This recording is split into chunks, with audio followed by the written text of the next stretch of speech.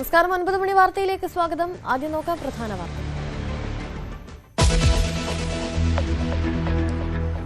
7 പതിറ്റാണ്ട് നമുക്കായി പാടിയ ജാനകിയമ്മ ഇനി ഓർമ്മ. പൊതുദർശനം അല്പസമയത്തിനകം മൈസൂർ മഹാരാജാസ് കോളേജ് മൈതാനത്ത് അന്ത്യോപചാരമർപ്പിച്ച് കന്നഡ താരങ്ങൾ. തെന്നിന്ത്യയുടെ വാനമ്പാടിയെ യാത്രയാക്കാൻ പ്രമുഖ താരങ്ങളും പാട്ടുകാരുമെത്തും. എസ് ജാനകിയുടെ അന്ത്യം മൈസൂർ അപ്പോളോ ആശുപത്രിയിൽ ഇന്നലെ രാത്രി 8 മണിയോടെ.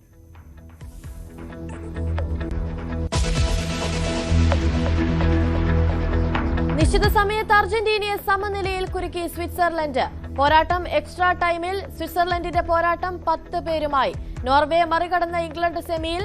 ജൂഡ് ബെല്ലിംഗ്ഹാമിന് ഇരട്ട ഗോൾ.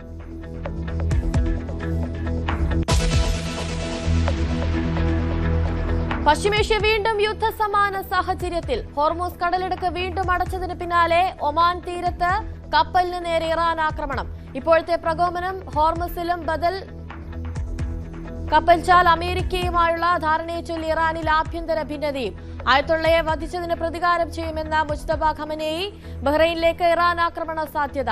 അതീവ ജാഗ്രത.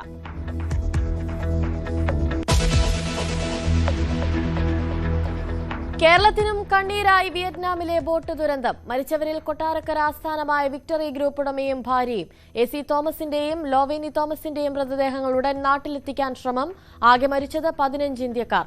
എല്ലാവരും ലാവ മൊബൈൽ കമ്പനിയുടെ ഇൻസെന്റീവ് ട്രിപ്പിൽ ഉല്ലാസത്തിനെത്തിയവർ. ദുരന്തത്തിനിരയായ മറ്റുള്ളവർ തമിഴ്നാട്, ആന്ധ്ര സ്വദേശികൾ.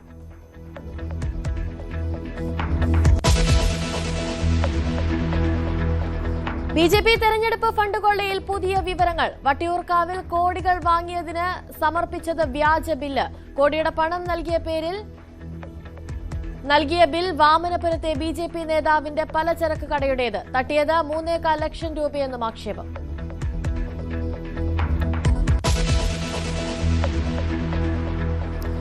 ലീഡർ നിയമന വിവാദങ്ങളിൽ കോൺഗ്രസ് നേതൃത്വത്തെ കടന്നാക്രമിച്ച അഡ്വക്കേറ്റ് PM നിയാസ്. പാർട്ടി വേദിയിൽ വിയോജിപ്പ് തുറന്നു പറയും. നിരന്തരമായി ഉയരുന്ന വിവാദങ്ങൾ പാർട്ടി പ്രവർത്തകരുടെ മനോവീര്യം കെടുത്തുമെന്നും നിയാസ്. പ്രതികരണം ന്യൂസ് 18 പ്രൈം ഡിബേറ്റിൽ.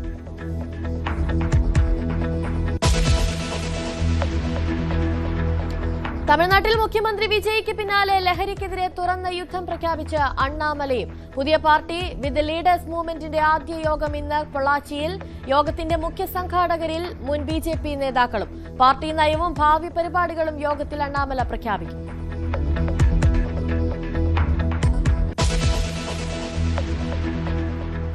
ജനസംഖ്യാ നിയന്ത്രണം ലക്ഷ്യമിട്ട് പാകിസ്ഥാൻ. ഗർഭനിരോധന ഗുളികകൾക്ക് നികുതി ഒഴിവാക്കുന്നതടക്കം പരിഗണനയിൽ. കർമ്മ പദ്ധതി തീരുമാനിക്കാനുള്ള കമ്മിറ്റിയിൽ പാക് സൈനിക മേധാവി അസിം മുനീറും.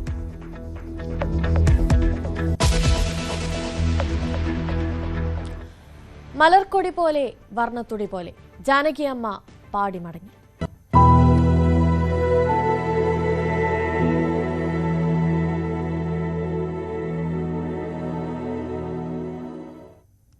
അന്തരിച്ച വിഖ്യാത ഗായിക എസ് ജാനകിക്ക് അന്ത്യാഞ്ജലി അർപ്പിച്ച് നാട്. മൃതദേഹം രാവിലെ 8-ന് ബോഗഡിയിലെ വസതിയിലേക്ക് മൃതദേഹം എത്തിച്ചിരിക്കുന്നു. മൈസൂർ മഹാരാജാസ് കോളേജ് ഗ്രൗണ്ടിലാണ് പൊതുദർശനം നടക്കുന്നത്. കർണാടക സർക്കാരിന്റെ പൂർണ്ണ ഔദ്യോഗിക ബഹുമതികളോടെയാകും സംസ്കാര ചടങ്ങുകൾ നടക്കുക. വി വിനോദ് ചേരുന്നുണ്ട് വിശദാംശങ്ങളുമായി. വിനോദ്, ഇപ്പോൾ ജാനകിയമ്മയുടെ മൃതദേഹം പൊതുദർശനത്തിനായുള്ള ഒരുക്കങ്ങളൊക്കെ പൂർത്തിയായോ? വസതിയിലേക്ക് എത്തിച്ചോ? അനുശ്രീ, മൈസൂർ മഹാരാജാസ് കോളേജ് ഗ്രൗണ്ടിലാണ് പൊതുദർശനം. അല്പസമയത്തിനുള്ളിൽ പൊതുദർശനം ആരംഭിക്കുമ്പോൾ ഇപ്പോൾ വസതിയിലെത്തിച്ചിട്ടുണ്ട്. ഇന്നലെ രാത്രി 7:30 അന്ത്യം. വീട്ടിൽ കുഴഞ്ഞു വീഴുകയായിരുന്നു. തുടർന്ന് അപ്പോളോ BGS ആശുപത്രിയിൽ എത്തിച്ചെങ്കിലും ജീവൻ രക്ഷിക്കാൻ കഴിഞ്ഞില്ല. 88 വയസ്സായിരുന്നു ഗായിക എസ് ജാനകിക്ക്. ഇന്ന് സംസ്കാര ചടങ്ങിൻ്റെ തീരുമാനങ്ങളുമായിട്ടുണ്ട്. ഉച്ചകഴിഞ്ഞ് പൊതുദർശനത്തിന് ശേഷം ഉച്ചതിരിഞ്ഞ് കനയഹുണ്ടി ഫാം ഹൗസിലാണ് സംസ്കാരം നടക്കുക. ആന്ധ്ര സ്വദേശിയാണെങ്കിലും ജീവിതത്തിൻ്റെ അവസാന കാലത്ത് കർണാടകയിലായിരുന്നു താമസം. മൈസൂരിലായിരുന്നു ജാനകിയമ്മയുടെ താമസം. ഏക മകൻ്റെ മരണശേഷം ചെറുമകളോടൊപ്പമായിരുന്നു ജാനകിയമ്മ കഴിഞ്ഞിരുന്നത്. ഏകമകനായ നർത്തകൻ മുരളീകൃഷ്ണ ഹൃദയാഘാതത്തെ തുടർന്ന് കഴിഞ്ഞ ജനുവരിയിലാണ് അന്തരിച്ചത്. തുടർന്ന് വലിയ മാനസിക പ്രയാസത്തിലായിരുന്നു എസ് ജാനകി. നേരത്തെ ഭർത്താവ് മരിച്ചിരുന്നു. ഇന്നലെ വൈകിട്ട് 7:30 മണിയോടുകൂടിയാണ് ശാരീരിക അസ്വസ്ഥത അനുഭവപ്പെട്ടത്. തുടർന്ന് വീട്ടിൽ കുഴഞ്ഞ് വീഴുകയായിരുന്നു. പിന്നീട് അപ്പോൾ തന്നെ ബന്ധുക്കൾ ആശുപത്രിയിലെത്തിച്ചു. പക്ഷേ ജീവൻ രക്ഷിക്കാൻ കഴിഞ്ഞില്ല. 20ഓളം ഭാഷകളിൽ 20,000-ലേറെ പാട്ടുകൾ പാടി ചരിത്രം സൃഷ്ടിച്ചാണ് ജാനകിയമ്മ അരങ്ങൊഴിയുന്നത്. 79-ാം വയസ്സിൽ പൊതുവേദിയിൽ നിന്ന് വിരമിച്ചിരുന്നു. പിന്നീട് പൊതുവേദികളിൽ അങ്ങനെ പ്രത്യക്ഷപ്പെട്ടിരുന്നില്ല. ആന്ധ്രയിൽ ഗുണ്ടൂരിലെ ആയുർവേദ ഡോക്ടർ സിസ്തില രാമമൂർത്തിയുടെയും സത്യവതിയുടെയും മകളായി 1938 ഏപ്രിൽ 23-നായിരുന്നു ജനനം. ജാനകിയെ ഈ ലോകമറിയുന്ന തരത്തിലൊരു ഗായികയായി വളർത്തിയെടുത്തതിന് പിന്നിൽ കലാകാരനായ അമ്മാവൻ ഡോക്ടർ ചന്ദ്രശേഖരൻ്റെ പങ്ക് വളരെ വലുതാണ്. അദ്ദേഹമാണ് ജാനകിയമ്മയെ ഈ കലാലോകത്തേക്ക് കൊണ്ടുവരുന്നത്. അദ്ദേഹത്തിൻ്റെ മകൻ വി രാമപ്രസാദ് അത് ജീവിതത്തിലുടനീളം ജാനകിയമ്മയ്ക്കൊപ്പം ഉണ്ടായിരുന്നു. ആദ്യം അമ്മാവൻ്റെ മകൻ ഒരു വഴികാട്ടി എന്ന നിലയിലായിരുന്നു. പിന്നീട് ജീവിതത്തിൽ ഇരുവരും ഒരുമിച്ചായി. 1958-ലായിരുന്നു വിവാഹം. 97-ൽ അദ്ദേഹത്തിൻ്റെ മരണത്തോടുകൂടി ജാനകിയമ്മ ആദ്യം ഈ സംഗീത വേദികളിൽ നിന്ന് മാറി നിന്നെങ്കിലും പിന്നീട് ആരാധകരുടെ നിർബന്ധപ്രകാരം വീണ്ടും ചില വേദികളിൽ കൂടി പ്രത്യക്ഷപ്പെടുകയായിരുന്നു. 1957 19-ാം വയസ്സിൽ മദ്രാസിലെ AVM സ്റ്റുഡിയോയിലാണ് ജാനകി ജോലി തേടുന്നത്. ആ വർഷം തന്നെ പ്രശസ്ത സംഗീത സംവിധായകൻ ചലപതി റാവുവിന് വേണ്ടി വിധിയൻ വിളയാട്ട് എന്ന തമിഴ് ചിത്രത്തിൽ ഗാനം ആലപിച്ചുകൊണ്ട് ചലച്ചിത്ര പിന്നണി ഗാനരംഗത്തേക്ക് എത്തുകയും തുടർന്ന് മലയാളം ഉൾപ്പെടെ നിരവധി ഭാഷകളിൽ പാടുകയും ചെയ്തു. നിരവധി പുരസ്കാരങ്ങളും സ്വന്തമാക്കിയിട്ടുണ്ട്. 4 തവണയാണ് മികച്ച ഗായികയ്ക്കുള്ള ദേശീയ പുരസ്കാരം നേടിയത്. 11 തവണ കേരള സംസ്ഥാന സർക്കാരിൻ്റെ പുരസ്കാരങ്ങൾ നേടുകയും ചെയ്തു. മലയാളിയല്ലാത്ത ജാനകിയമ്മയാണ് 11 തവണ കേരള സംസ്ഥാന സർക്കാരിൻ്റെ മികച്ച ഗായികയ്ക്കുള്ള പുരസ്കാരം നേടിയത്. ഇതിന് പുറമെ തമിഴ് ഉൾപ്പെടെ വിവിധ ഭാഷകളിൽ വിവിധ സംസ്ഥാനങ്ങളുടെ പുരസ്കാരങ്ങൾ നേടിയിരുന്നു. കർണാടക സർക്കാരിൻ്റെയും ഒഡീഷ സർക്കാരിൻ്റെയും ഉൾപ്പെടെ നിരവധി സംസ്കാരങ്ങൾ, കൂടാതെ തമിഴ്നാട് സർക്കാരിൻ്റെ തന്നെ പ്രധാനപ്പെട്ട പുരസ്കാരമായ കലൈമാമണി പുരസ്കാരം ഇതുൾപ്പെടെ നേടുന്ന ഒരു സാഹചര്യം. നിരവധി ഗാനങ്ങൾ, ഒട്ടനവധി ഗാനങ്ങൾ ജാനകിയമ്മയുടേതായി നമുക്ക് മുന്നിൽ അവശേഷിക്കുന്നുണ്ട്. തലമുറകളിലൂടെ ഒരു നദി പോലെ ഒഴുകിയ ഗാനം. ജാനകിയമ്മയുടെ ജീവിതവും വളരെ ലാളിത്യമുള്ളതായിരുന്നു. അതുതന്നെയാണ് ഏവരും ഓർക്കുന്നത്. ഒരുപക്ഷെ വേദികളിലൊക്കെ കയ്യിൽ ചെറിയ ഡയറിയുമായി വരുന്ന ജാനകിയമ്മ, നമുക്ക് ഈ ടച്ച് സ്ക്രീനൊക്കെ വരുന്നതിന് മുൻപ് കുഞ്ഞു ഡയറിയിൽ നോക്കി വരികൾ നോക്കി പാടുന്ന ജാനകി ശാസ്ത്രീയ സംഗീതം അഭ്യസിച്ചിട്ടില്ല എന്നതാണ് ഏറ്റവും പ്രധാനപ്പെട്ട കാര്യം. ഒരുപക്ഷെ കൂടുതൽ വേദികളിൽ വന്നിട്ടുള്ളത് അത് പൊതുവേദികളിൽ ഈ ഗാനമേള പോലുള്ള സംഗതികളിൽ വന്നിട്ടുള്ളത് SPBയുമായിട്ടാണ് ജാനകിയമ്മ കൂടുതൽ വേദികൾ പാടിയിട്ടുള്ളത്. ഈ രണ്ടുപേരുടെയും പ്രത്യേകത, രണ്ടുപേരും ശാസ്ത്രീയ സംഗീതം അഭ്യസിക്കാതെ ശ്രോതാക്കളുടെ ഹൃദയത്തിൽ ഇരിപ്പിടം നേടിയവരാണ്, ചിരകാല പ്രതിഷ്ഠ നേടിയവരാണ്. അത്രയും സ്വതസിദ്ധമായ കഴിവിലൂടെ ഗാനാലാപന രംഗത്ത് മികവ് തെളിയിച്ച് നക്ഷത്രങ്ങളായവരാണ്. ആ തരത്തിൽ കാണേണ്ട വ്യക്തിത്വങ്ങൾ. ജാനകിയമ്മ ഭക്തിയുടെ കാര്യത്തിലും ജീവിതം ഉടനീളം വലിയ ഭക്തയായിരുന്നു. ലാളിത്യമുള്ള ജീവിതമായിരുന്നു. വസ്ത്രധാരണത്തിൽ പോലും വലിയ ആഡംബരങ്ങളോ എടുത്തുകാട്ടലുകളോ ഒന്നുമില്ലാതെ പലപ്പോഴും വെള്ള സാരിയൊക്കെ ഉടുത്ത് അങ്ങനെ വേദിയിൽ പ്രത്യക്ഷപ്പെട്ടിരുന്ന, നരച്ച തലമുടിയുമായി പ്രത്യക്ഷപ്പെട്ടിരുന്ന ജാനകി. അതെല്ലാം തന്നെ ഓർമ്മയാണ്. ഒരുപക്ഷെ നേരത്തെയൊക്കെ നമ്മൾ വാർത്തകളിൽ പറഞ്ഞ പോലെ പല പാട്ടുകളും തലമുറകൾ കടന്നു പോകുന്ന ഒരു സാഹചര്യമുണ്ട്. തേവർ മകനിലെ ഗാനം ഉൾപ്പെടെയുള്ളവ എത്രയോ റീമിക്സുകളായി നമുക്ക് മുന്നിലേക്ക് വരുന്നു. അത്രയും വൈവിധ്യമായി ജാനകിയമ്മ പാടിവെച്ച പാട്ട് പല രൂപത്തിൽ നമുക്ക് മുന്നിലേക്ക് വരുന്ന ഒരു സാഹചര്യമുണ്ട്. അങ്ങനെ എത്രകാലം ശ്രോതാക്കളുണ്ടെങ്കിലും ഒരു സംഗീതത്തിൻ്റെ നദി പോലെ ഒഴുകി തീരാത്ത ജീവിതമാണ് ജാനകിയുടേത്. അനുശ്രീ, ശരി. ഭാഷയും ദേശവും ഒക്കെ മറ്റൊന്നായിട്ടും മലയാളികൾക്കുള്ളിലേക്ക് ഇത്രത്തോളം ആഴ്ന്നിറങ്ങിയ ഒരു ഗായിക അല്ലെങ്കിൽ ശബ്ദം മറ്റൊന്നുണ്ടാകില്ല. അങ്ങനെ ജാനകിയമ്മ നമ്മളെയൊക്കെ വിട്ട് വിട പറഞ്ഞു പോയിരിക്കുകയാണ്. ഇനി ആ പാട്ടുകളിലൂടെ നമുക്ക് ജാനകിയമ്മയെ ഓർമ്മിക്കാം. BJP വിട്ട കെ അണ്ണാമലയുടെ വി ദ ലീഡേഴ്സ് പാർട്ടിയുടെ ആദ്യ സമ്മേളനം ഇന്ന് പൊള്ളാച്ചിയിൽ. വൈകിട്ട് 4-നാണ് യോഗം. ലഹരി വിരുദ്ധ ബോധവൽക്കരണമാണ് ആദ്യ സമ്മേളനത്തിന്റെ മുദ്രാവാക്യം. നിരവധി പേർ പങ്കെടുക്കുമെന്നാണ് പ്രതീക്ഷ. വലിയ പന്തലൊരുക്കിയിട്ടുണ്ട്. നന്ദന രാജൻ ചേരുന്നുണ്ട് കൂടുതൽ വിശദാംശങ്ങളുമായി. നന്ദന, ഇപ്പോൾ ലഹരിക്കെതിരെ ഇത് അണ്ണാമലയും രംഗത്തെത്തിയിരിക്കുന്നു. വിജയ്ക്ക് പിന്നാലെ സമ്മേളനത്തിൽ മറ്റെന്തൊക്കെയായിരിക്കും ചർച്ചയാവുക? എന്തൊക്കെയാണ് കൂടുതൽ വിവരങ്ങൾ?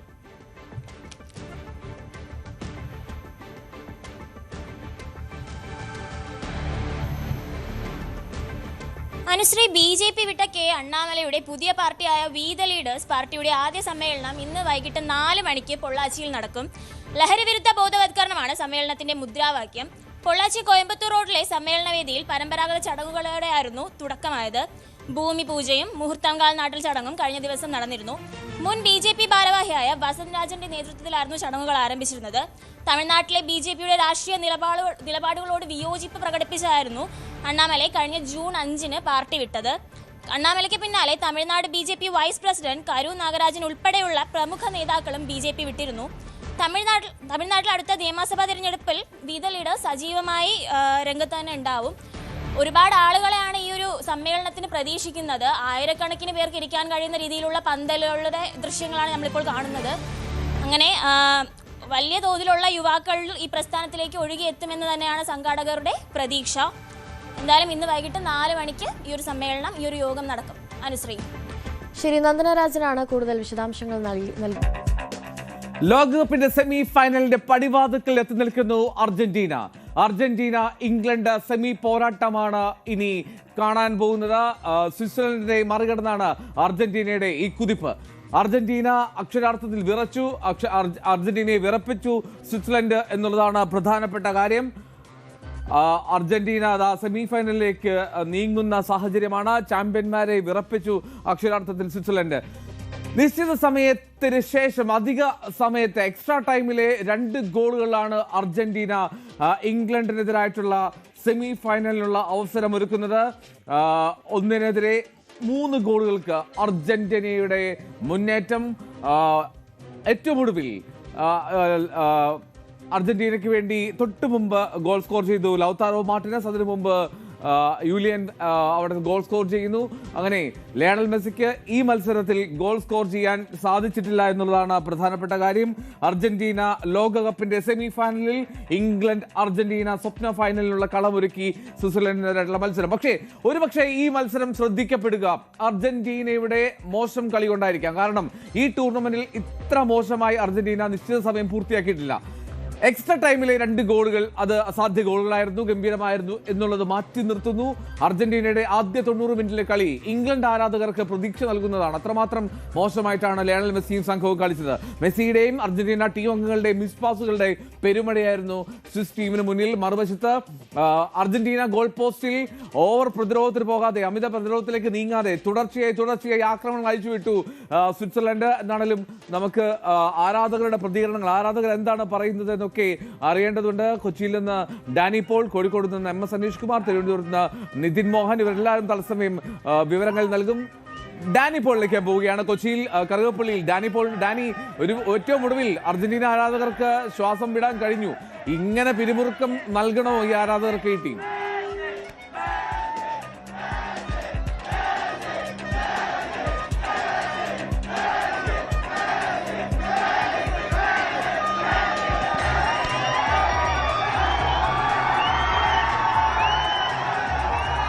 കൊച്ചിയിലുള്ള ദൃശ്യങ്ങളാണ് കാണുന്നത്. ആരാധകർക്ക് ആ ഒരു വലിയ പിരിമുറുക്കത്തിന്റെ 90 മിനിറ്റ്, അതിനുശേഷമുള്ള അടുത്ത 30 മിനിറ്റ്, ഇതെല്ലാം കഴിഞ്ഞിട്ടുള്ള ഒരു ആശ്വാസ പ്രകടനമാണ്, ആഹ്ലാദ പ്രകടനമാണ്. അത് ആഹ്ലാദ പ്രകടനമല്ല, അത് ആശ്വാസ പ്രകടനമാണ് എന്നുള്ളത് തർക്കമില്ല. ലയണൽ മെസ്സിക്ക് വേണ്ടി ആർത്തു വിളിക്കുമ്പോൾ പോലും മെസ്സിയുടെ പ്രകടനം ഇന്ന് ചോദ്യം ചെയ്യപ്പെടും. ഇനി 10 പേരുമായിട്ടാണ് എക്സ്ട്രാ ടൈമിൽ സ്വിറ്റ്സർലൻഡ് കളിച്ചത് എന്ന് ഓർക്കണം.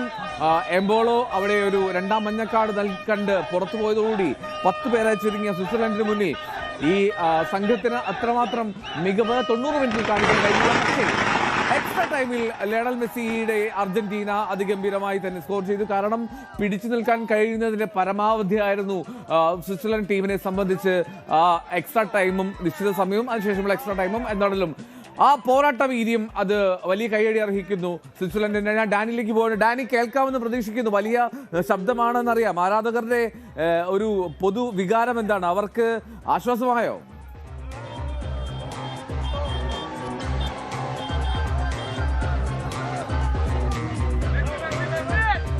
ഡാനിയുടെ ടെലിഫോൺ കട്ടായിട്ട്. ഓക്കെ ഡാനി, ഞാൻ ഉടനെ തന്നെ വരാം ഡാനിയിലേക്ക്. എന്നാലും അർജന്റീന സ്വിറ്റ്സർലൻഡിനെ മറികടന്നാണ് ഇപ്പോൾ സെമി ഫൈനലിലേക്ക് മുന്നേറിയത്. ഇംഗ്ലണ്ട് അർജന്റീന സെമി ഫൈനൽ പോരാട്ടത്തിന് വേദി ഒരുങ്ങുകയാണ്. ടാക്ടിക്സിലും അല്ലെങ്കിൽ എക്സിക്യൂഷനിലും രണ്ടിലും അർജന്റീന ഇന്ന് നിറം മങ്ങി എന്നുള്ളതാണ് പ്രധാനപ്പെട്ട കാര്യം. പക്ഷേ അർജന്റീനയ്ക്ക് ആശ്വസിക്കാൻ വകയുള്ളത് 2 സ്ട്രൈക്കർമാർ ഇന്ന് സ്കോർ ചെയ്തു. കഴിഞ്ഞ ദിവസങ്ങളിലൊക്കെ നമ്മൾ കണ്ടു ലിസാൻഡ്രോ മാർട്ടിനസും റൊമേറോയും ഒക്കെ സ്കോർ ചെയ്യുന്നത്. ലയണൽ മെസ്സിയെ ഒഴിച്ചു നിർത്തി കഴിഞ്ഞാൽ മുന്നേറ്റത്തിൽ നിന്ന് ഗോളുകൾ പിറന്നു എന്നുള്ളതാണ് അർജന്റീനയ്ക്ക് സെമി ഫൈനലിലേക്ക് എത്തുമ്പോഴുള്ള ആകെയുള്ള മേന്മ, അല്ലെങ്കിൽ അതിൽ നിന്ന് നേടിയെടുക്കാൻ കഴിയുന്ന ഒരു പോയിന്റ്. എന്താണെങ്കിലും അർജന്റീന ജയം സ്വന്തമാക്കി. ഇത് കൊച്ചിയിലെ ദൃശ്യങ്ങളാണ്. കോഴിക്കോട് നിന്നും തിരുവനന്തപുരത്തു നിന്നും ഇതുപോലുള്ള സമാനമായിട്ടുള്ള ദൃശ്യങ്ങളാണ് വന്നുകൊണ്ടേയിരിക്കുന്നത്. ആരാധകർ വലിയ സന്തോഷത്തിലാണ്. പ്രത്യേകിച്ചും സെമി ഫൈനലിലേക്ക് അർജന്റീന ഒടുവിൽ കടന്നു കയറി എന്ന് വേണം പറയാൻ. അർജന്റീന സ്വിറ്റ്സർലൻഡ് മത്സരത്തിൽ മത്സരം അവസാന മിനിറ്റുകളിലേക്ക് എത്തിയപ്പോഴാണ് അർജന്റീന ഏറ്റവും ഒടുവിൽ ജയം ഉറപ്പിച്ചത്. മക്കലിസ്റ്റർ 10-ാം മിനിറ്റിൽ ആദ്യ ഗോൾ നേടി. എന്നാൽ എൻഡോയയിലൂടെ 67-ാം മിനിറ്റിൽ സ്വിറ്റ്സർലൻഡ് ഗോൾ മടക്കി സമനിലയാക്കുന്നു. പിന്നീട് ഒരു പോരാട്ടമാണ് സ്വിറ്റ്സർലൻഡിന്റെ ഭാഗത്തുനിന്ന്. ഒരു തരത്തിലും അർജന്റീനയ്ക്ക് ഗോൾ അനുവദിച്ചില്ല. മറുവശത്ത് അവർ ആക്രമണങ്ങൾക്ക് കുറവ് വരുത്തിയതുമില്ല. അങ്ങനെ മത്സരം എക്സ്ട്രാ ടൈമിലേക്ക് ജൂലിയൻ അൽവാരസിന്റെ ഗോളിലാണ് അർജന്റീന ലീഡെടുക്കുന്നത് 2-1. പിന്നീട് ലൗതാരോ മാർട്ടിനസ് ഏറ്റവും ഒടുവിൽ ഇഞ്ചുറി ടൈമിലൂടെ അടുക്കുന്ന സമയത്ത് വീണ്ടും ഗോൾ സ്കോർ ചെയ്ത് അർജന്റീനയ്ക്ക് വ്യക്തമായ ലീഡ് നൽകും. ഡാനി, എന്താണ് കൊച്ചിയിലെ ആരാധകർ പറയുക?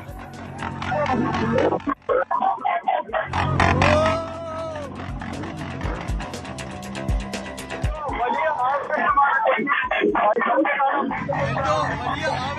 കൊച്ചിയിൽ. നമുക്ക് കാണാം, ദൃശ്യങ്ങളിൽ കാണാം.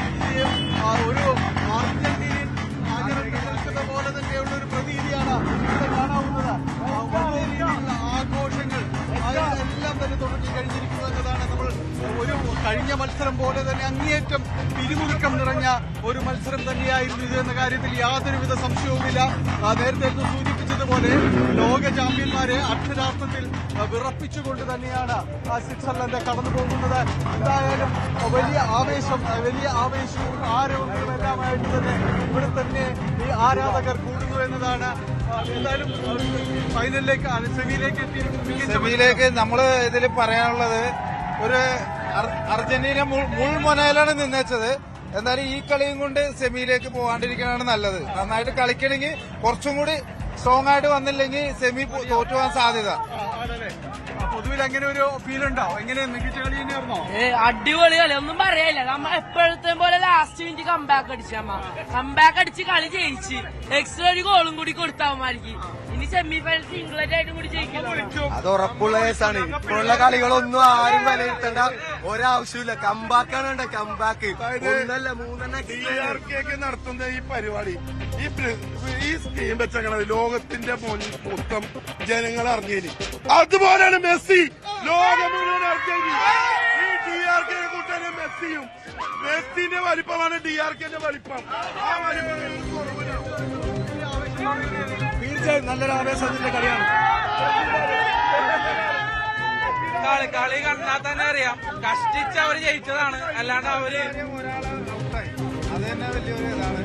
എന്തായാലും കളി വിജയം നമ്മൾ അംഗീകരിച്ച് തന്നെ കൊടുക്കണം. മെസ്സിനെയൊക്കെ ഉയർത്തല് മാത്രമേ ഉള്ളൂ, അല്ലാണ്ട് അവര് കഷ്ടിച്ചാണ് അവർ ജയിച്ചത്. എന്തായാലും അടുത്തത് നമുക്ക് ബ്രസീലിനെ കിട്ടണം.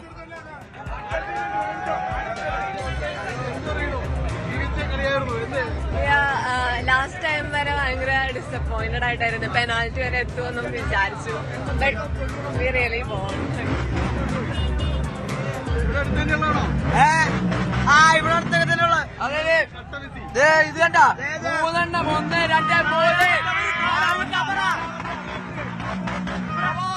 പോലും പറഞ്ഞപ്പോഴാണ് ഇഞ്ചി വേറെ കൊടുത്തോണ്ടിരിക്കുന്നത്. അതെ, അൽവാർസ് ആദ്യമായിട്ടാണ് ഗോൾ അടിക്കുന്നത്. അൽവാർസിന് ഈ വേൾഡ് കപ്പിലെ ആദ്യത്തെ ഗോളാണ്. പക്ഷെ അത് കിടിലൻ ഗോളായിരുന്നു. പെനാൽറ്റി പോകുന്നു വിചാരിച്ചെങ്കിലും നമ്മള് കഷ്ടിച്ചൊന്നുമില്ല. നമ്മൾ കളിച്ചതിന് ജയിച്ചേക്കണം. അൽവാർസിന് ഒരു കിടിലൻ ഗോൾ ഉണ്ടാകുമ്പോൾ ജയിച്ചേക്കണത്. പറഞ്ഞത് പ്രാച്ചല് കഴിഞ്ഞോട്ടാ. എന്തായാലും വലിയ ആവേശം തന്നെയാണ് ഇവിടെ ഉള്ളത്. കാരണം ആരാധകർ അത്ര കണ്ട കഴിഞ്ഞ മത്സരത്തിലേതുപോലെ തന്നെ വീറുറ്റ ആവേശത്തിലേക്ക് തന്നെ കടന്നു പോകാനായിട്ട് സാധിച്ചു. വലിയ വിജയം നേടിയെടുക്കാനായിട്ട് സാധിക്കുകയും ചെയ്തു. അതിന്റെ ഒരു ആവേശം തുടക്കം മുതൽ തന്നെ ഉണ്ടായിരുന്നു. പക്ഷേ ഇടയ്ക്ക് വെച്ച് ഒന്ന് പതറി നിന്ന അർജന്റീനിയൻ ഫാൻ ഉണ്ടായിരുന്നു. ഇപ്പൊ ഏതായാലും ഇപ്പോൾ സന്തോഷത്തിന്റെ ഒരു പകലിലേക്കാണ് വരുന്നത്. വലിയ ആഘോഷത്തോടു കൂടി തന്നെ ഇവർ ഇവിടുന്ന് പിരിഞ്ഞു പോകുന്നു. നേരത്തെ സൂചിപ്പിച്ചതുപോലെ സെമി ഫൈനലിൽ ഇത് പോരാ എന്ന് പലരും പറയുന്നുണ്ടെങ്കിൽ കൂടിയും വലിയ ആവേശം ഇപ്പോഴും നിലനിൽക്കുന്നു. എൽദോ റൈറ്റ്, ഡാനി ഇപ്പോൾ സൂചിപ്പിച്ചതുപോലെ വലിയ ആവേശം നിലനിൽക്കുന്നു. പക്ഷേ അവിടെ ആവേശത്തിന്റെ അളവ് കുറയുന്നു എന്നുള്ളതാണ് സംശയം. ആകെ പ്രതീക്ഷ നൽകുന്ന ഒരു ഘടകം അർജന്റീന 7ാമത്തെ സെമിഫൈനൽ കളിക്കുമ്പോൾ സെമിഫൈനലിലെത്തിയ അർജന്റീന തോറ്റിട്ടില്ല എന്നുള്ളതാണ് ഒരുപക്ഷെ ആരാധകർക്ക് പ്രതീക്ഷ നൽകുക. അർജന്റീന ആ തോൽവി ഇല്ലാത്ത റെക്കോർഡ് സെമിഫൈനലിൽ കണ്ടിന്യൂ ചെയ്യുമോ തുടരുമോ എന്ന് കാത്തിരിക്കാം. ഒരു ചെറിയ ഇടവേളയിലേക്ക് പോകുന്നു. ഇടവേളയ്ക്ക് ശേഷം തിരികെ എത്തുമ്പോൾ കൂടുതൽ വിദഗ്ധർ നമ്മോടൊപ്പം പങ്കുചേരും. കൂടുതൽ ചർച്ചകളിലേക്ക് കൂടുതൽ ആരാധകരുടെ നെഞ്ചിടിപ്പ് വീണ്ടും ഇരട്ടിയാക്കി അർജന്റീന ഒടുവിൽ കൈച്ചിലായി. അർജന്റീന ഇതാ സെമി ഫൈനലിലേക്ക്. അർജന്റീന ഇംഗ്ലണ്ട് സെമി ഫൈനലിൽ അരങ്ങൊരുങ്ങുന്നു. ലോകകപ്പിൽ 2026 ലോകകപ്പിൽ Argentina England, Spain France semi. ഈ 2 സെമി ഫൈനൽ പോരാട്ടങ്ങൾക്കാണ് ഇനി കളമൊരുങ്ങുന്നത്. സ്വിറ്റ്സർലൻഡിനെ മറികടന്നാണ് അർജന്റീന എത്തുന്നത്. അസാധ്യ പോരാട്ടം കാഴ്ചവെച്ച സ്വിറ്റ്സർലൻഡിന് മുന്നിൽ അർജന്റീന നിറം കെട്ടുപോയി എന്ന് വേണം പറയാൻ. അർജന്റീന ആരാധകർക്ക് പോലും സംശയമില്ല ഈ കളി കൊണ്ട് സെമി ഫൈനലിൽ മുന്നോട്ട് പോകാൻ കഴിയുമെന്ന്. 10ാമത്തെ മിനിറ്റിൽ മക്കലിസ്റ്ററുടെ ഗോളിലാണ് അർജന്റീന ആദ്യം അക്കൗണ്ട് തുറക്കുന്നത്. വളരെ അനായാസം തന്നെ അർജന്റീന ഗോളുകൾ നേടി മുന്നേറും എന്ന് തോന്നിപ്പിച്ചു ആ ഘട്ടത്തിൽ. പക്ഷേ പിന്നീട് സ്വിറ്റ്സർലൻഡ് അമിത പ്രതിരോധത്തിലേക്ക് പോകാതെ ആക്രമണത്തിന്റെ സമയത്ത് കൃത്യമായി ആക്രമിച്ചും ഫൈനൽ തേർഡിലേക്ക് ഇരമ്പിയെത്തിയും അർജന്റീനയെ അക്ഷരാർത്ഥത്തിൽ വെള്ളം കുടിപ്പിച്ചു. സ്വിസ് സംഘം ഒരിക്കലും പിന്നീട് ഗോൾ അനുവദിക്കാൻ സമ്മതിക്കാത്ത മട്ടിലായിരുന്നു സ്വിറ്റ്സർലൻഡിന്റെ കാര്യങ്ങൾ. 67ാം മിനിറ്റിൽ എൻഡോയിലൂടെയാണ് സ്വിറ്റ്സർലൻഡ് സമനില പിടിക്കുന്നത്. അതിനുശേഷം എംബോളോ പുറത്തായത് 2ാം മഞ്ഞക്കാട്, അതായത് ഒരു ഡൈവിന് ശ്രമിച്ച് സിമുലേഷൻ അഭിനയിക്കുക, ഫ്രീ കിക്ക് നേടിയെടുക്കാൻ വേണ്ടിയുള്ള ഒരു അഭിനയത്തിന് 2ാമത്തെ മഞ്ഞക്കാട് ലഭിച്ച് എംബോളോ പുറത്തായതോടുകൂടി 10 പേരായി ചുരുങ്ങിയ സ്വിറ്റ്സർലൻഡിനെയും നിശ്ചിത സമയത്തിൽ അർജന്റീനയ്ക്ക് മറികടക്കാൻ കഴിഞ്ഞില്ല, അല്ലെങ്കിൽ ലീഡ് നേടാൻ കഴിഞ്ഞില്ല. ഒടുവിൽ മത്സരം എക്സ്ട്രാ ടൈമിലേക്ക് നീങ്ങി. എക്സ്ട്രാ ടൈമിലെ 2 ഗോളുകളാണ് അർജന്റീനയ്ക്ക് 3-1 എന്നുള്ള സ്കോർ കാർഡ് നൽകിയത്. അർജന്റീനയ്ക്ക് വേണ്ടി 112ാമത്തെ മിനിറ്റിൽ യൂലിയൻ അൽവാരസ്, ഒപ്പം എക്സ്ട്രാ ടൈമിന്റെ അവസാന സെക്കൻഡുകളിൽ ഇഞ്ചുറി ടൈമിൽ ലൗതാരോ മാർട്ടിനസും ഗോൾ സ്കോർ ചെയ്തു. അങ്ങനെ അർജന്റീന 3-1 ഗോൾ സ്കോറോടുകൂടി സെമി ഫൈനലിലേക്ക് മുന്നേറുന്നു. അർജന്റീനയ്ക്ക് 7ാമത്തെ സെമി ഫൈനലാണ്. തോൽവി അറിഞ്ഞിട്ടില്ല ഇതുവരെയും അർജന്റീന ടീം ഒരു സെമി പോരാട്ടത്തിൽ ലോകകപ്പ് വേദിയിൽ. അർജന്റീനയുടെ ആരാധകരും വലിയ പ്രതീക്ഷയിലാണ്. അർജന്റീനയുടെ ആരാധകർ പക്ഷേ ഈ കളി അല്പം മെച്ചപ്പെടണമെന്ന് അഭിപ്രായപ്പെടുന്നുമുണ്ട്.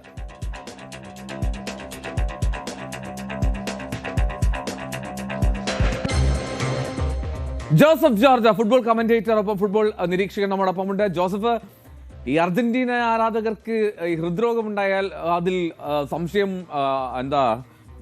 അമ്പരക്കേണ്ട സാഹചര്യമില്ലാന്ന് തോന്നുന്നു. അമ്മാതിരി കളിയാണ് ഓരോ ദിവസവും ഈ ബാക്കി വെക്കുന്നത്.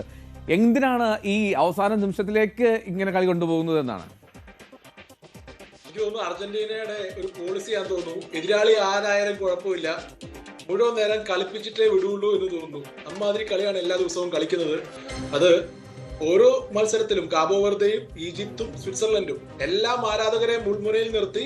പക്ഷെ അവരുടെ ആ ഒരു പരിചയ സമ്പത്ത്, എങ്ങനെയാണോ എക്സ്ട്രാ ടൈമിൽ പോകുന്ന കളി, ആ പരിചയ സമ്പന്നത കൊണ്ട് അവർ ജയിക്കേണ്ടതെന്ന് ഒരിക്കൽ കൂടി കാണിച്ചു തന്നു. 10 പേരായി ചുരുങ്ങിയിരുന്നു, അത് ശരിയാണ്. എന്നാലും എക്സ്ട്രാ ടൈമിലേക്ക് പോകുന്ന സാഹചര്യങ്ങളിൽ ആ ഒരു പരിചയ സമ്പത്ത് അവരെ ഒരിക്കൽ കൂടി അനുകൂലിക്കുന്നു. ശരിക്കും പറഞ്ഞാൽ എക്സ്ട്രാ ടൈമിന്റെ ആദ്യ പകുതി കഴിഞ്ഞപ്പോൾ ഇനി പെനാൽറ്റിയിലേക്ക് പോകുമോ എന്ന് വരെ തോന്നിപ്പോയി. പക്ഷേ എല്ലാ അറ്റാക്കിംഗ് പ്ലേയേഴ്സിനെ ഇറക്കി വിട്ടു. അവർ തന്നെ 2 സ്ട്രൈക്കർമാർ തന്നെ അവസാനം ഗോൾ അടിച്ചതൊരു കാവ്യനീതി പോലെയായി. എന്തായാലും അർജന്റീന ആരാധകർ സെമിയിലെത്തിയതിൽ സന്തോഷിക്കാം. എന്നാൽ ഇനി മുന്നോട്ട് നേരത്തെ ആരാധകർ പറഞ്ഞതുപോലെ തന്നെ മുന്നോട്ട് എന്ത് സംഭവിക്കും എന്നുള്ളതിന്റെ ഒരു ചെറിയ ഭയം ഉണ്ടാവും. കാരണം ഇതുവരെ നേരിട്ട ടീമുകളൊന്നും അത്ര കരുത്തുറ്റ ടീമുകളല്ല. പക്ഷെ ഇനി വരാൻ പോകുന്നത് നിസ്സാരക്കാരല്ല. അതാണ് പ്രധാനപ്പെട്ട കാര്യം. ഇനി വരാൻ പോകുന്നത് നിസ്സാരക്കാരല്ല. നമുക്ക് ഇംഗ്ലണ്ട് അർജന്റീന സെമിഫൈനലിലേക്ക് എത്താം. അതിനു മുമ്പ് ഈ മത്സരത്തിൽ ചില കാര്യങ്ങൾ കൂടി ചോദിച്ച് പോകാമെന്ന് തോന്നുന്നു. ഒരുപക്ഷെ ഈ മത്സരശേഷം ഇനി വീണ്ടും മറ്റ് ഫിഫ അർജന്റീന ഗൂഢാലോചന കോൺസ്പിറസി തിയറി ഉയരാൻ സാധ്യതയുണ്ട്. കാരണം ആ റെഡ് കാർഡ് എന്ന് പറഞ്ഞാൽ 2ാമത്തെ യെല്ലോ കാർഡ് വഴി എംബോളോ പുറത്താവുന്നത്, അത് ഈ പറയുന്ന പോലെ കൃത്യമായിട്ടും അവിടെ ഒരു ന്യായീകരണമുണ്ടോ സ്വിറ്റ്സർലൻഡ് ഭാഗത്തിൽ? കാരണം അത് ഒരു സിമുലേഷൻ, ഫുട്ബോളിൽ സിമുലേഷൻ എന്താണെന്നായിരിക്കും ഒരുപക്ഷെ ഇനിയുള്ള സമയങ്ങളിൽ നടക്കാൻ പോകുന്ന ചർച്ച, അല്ലേ ജോസഫ്? തീർച്ചയായിട്ടും അത് ഒരു ക്ലിയർ സിമുലേഷൻ തന്നെയാണ്. കാരണം ബ്രീൽ എംബോളോ അവിടെ പരേഡേഴ്സ് വരുന്നുണ്ട് എന്ന് മനസ്സിലാക്കിക്കൊണ്ട് ഡൈവ് ഇനീഷ്യേറ്റ് ചെയ്യുകയായിരുന്നു. പോകുന്ന വഴിക്ക് പുള്ളി കോണ്ടാക്ട് എടുത്ത് വീണ് അഭിനയിച്ച് അതൊരു യെല്ലോ കാർഡ് പരേഡേഴ്സിന് വാങ്ങിച്ചു കൊടുക്കാനുള്ള ശ്രമമായിരുന്നു. അപ്പോൾ സിമുലേഷൻ എന്ന് പറയുമ്പോൾ നമ്മൾ അനുകരണം അല്ലെങ്കിൽ അഭിനയം എന്ന് പറഞ്ഞു കഴിഞ്ഞാൽ അത് സംഭവിക്കാൻ പോകുന്നത് പോലെ നടിച്ച് അത് മാറ്റിയെടുക്കുന്നതാണ്. പക്ഷെ അവിടുത്തെ പ്രധാന ചോദ്യം എന്തുകൊണ്ട് VAR ഇടപെട്ടു എന്നുള്ളതാണ്. VAR ഇടപെടാനുള്ള സാഹചര്യം അവിടെ ഉണ്ടോ? ഒരു യെല്ലോ കാർഡിന്റെ സമയത്ത് VARന് അങ്ങനെയുള്ള കാര്യമാണെങ്കിൽ ഇടപെടാൻ പറ്റത്തില്ല. പക്ഷേ mistaken identity for a red card or a second yellow card അങ്ങനെ ഒരു സാഹചര്യമാണെങ്കിൽ ഇടപെടാൻ പറ്റും.